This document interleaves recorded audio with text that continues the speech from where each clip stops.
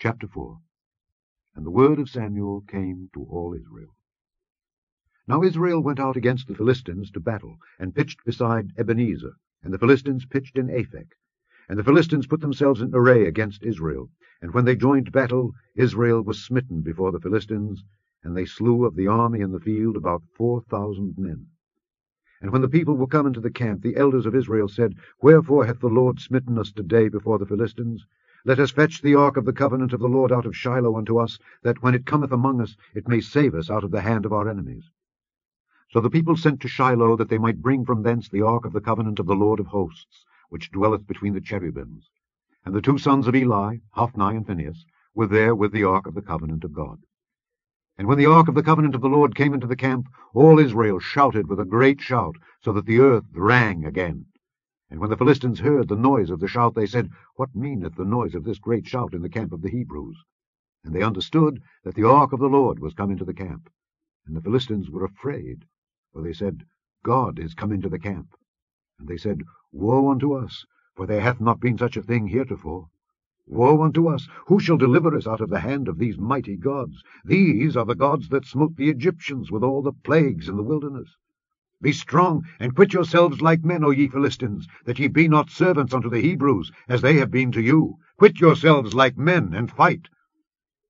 And the Philistines fought, and Israel was smitten, and they fled every man into his tent. And there was a very great slaughter, for there fell of Israel 30,000 footmen. And the ark of God was taken, and the two sons of Eli, Hophni and Phinehas, were slain. And there ran a man of Benjamin out of the army, and came to Shiloh the same day, with his clothes rent, and with earth upon his head.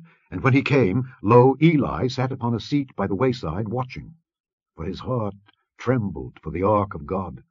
And when the man came into the city and told it, all the city cried out. And when Eli heard the noise of the crying, he said, What meaneth the noise of this tumult? And the man came in hastily, and told Eli. Now Eli was 98 years old, and his eyes were dim, that he could not see. And the man said unto Eli, I am he that came out of the army, and I fled today out of the army. And he said, What is there done, my son? And the messenger answered and said, Israel is fled before the Philistines, and there hath been also a great slaughter among the people, and thy two sons also, Hophni and Phinehas, are dead, and the ark of God is taken. And it came to pass, when he made mention of the ark of God, that he fell from off the seat backward by the side of the gate, and his neck brake, and he died. For he was an old man and heavy, and he had judged Israel 40 years. And his daughter-in-law, Phinehas' wife, was with child, near to be delivered.